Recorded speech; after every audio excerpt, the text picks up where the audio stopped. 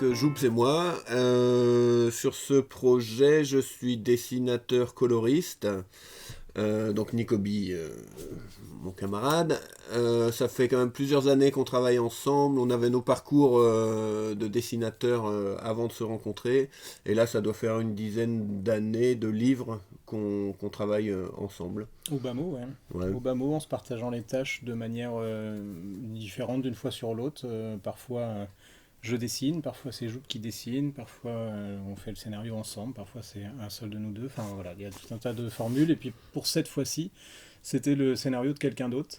Et moi, j'ai assuré la mise en scène du bouquin, le découpage de l'album, et Joub toute la partie graphique derrière. J'habitais à Guyane, moi, à l'époque. Et j'ai mis un peu de temps à démarrer, mais une fois que j'ai commencé les pages, enfin, Nico avait assuré sa partie, lui. Une fois que j'ai commencé les pages, ça s'est fait assez tranquillement pendant un an. C'est à peu près le temps qu'il faut pour faire un livre.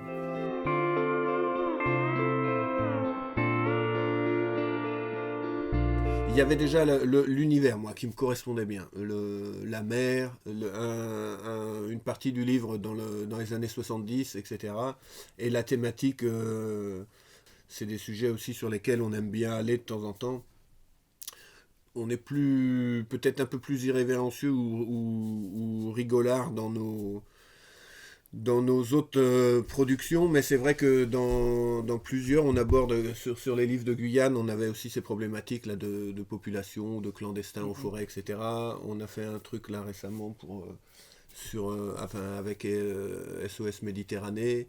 Voilà, c'est aussi des sujets qui nous plaisent et puis qui nous permettent de s'investir de temps en temps, donc c'est plutôt intéressant.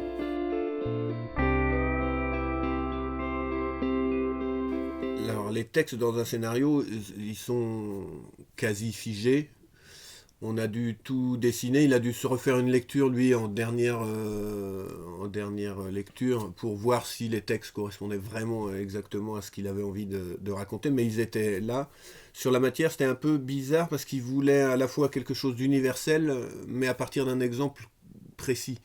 Donc il me disait, va regarder ça, mais ne dessine pas ça non plus. Il faut que ça soit pareil pour le village. C'est tel village, mais ne le dessine pas. Essaye de t'inspirer de...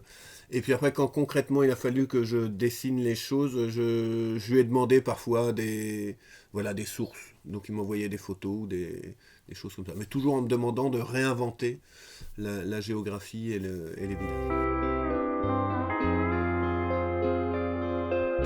Moi, j'avais envie de m'amuser un peu sur l'histoire des années 70, là. Donc, je suis allé chercher un peu des acteurs, des seconds rôles français.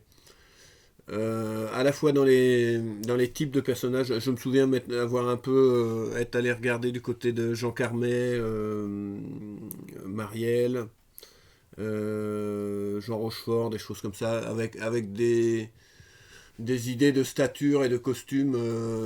Et puis après, on a un personnage qui vieillit, donc on doit le voir à 3 époques. Donc il fallait un peu le travailler pour qu'on puisse le reconnaître dans chaque époque.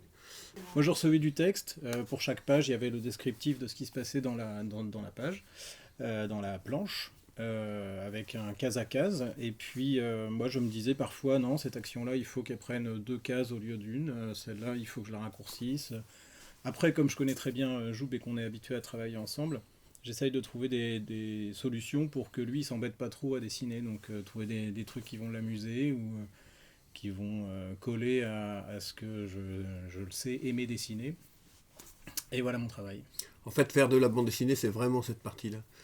C'est vraiment d'associer le texte à l'image et de réorganiser la page. Et c'est un travail, en tout cas ce brouillon-là, qu'on ne voit jamais, on se focalise soit sur le texte, soit sur le dessin, mais qui sont en fait qu'un habillage.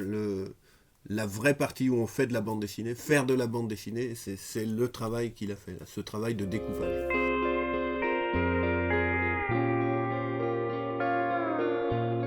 C'est vrai que ce Et après, livre-là, je l'ai traité techniquement, c'est ce qu'on appelle les couleurs directes, c'est-à-dire que je prends la feuille, je fais le découpage que Nico a fait, je trace les cases, j'écris les textes, je crayonne, j'encre sur la page et je mets en couleur sur la même page.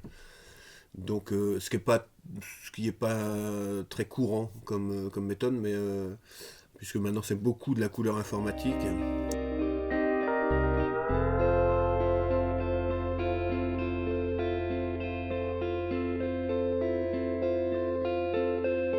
Assez rapidement, on s'est retrouvés à travailler ensemble, d'abord sur des projets très ponctuels de bande dessinée publicitaire ou de commandes institutionnelles comme ça.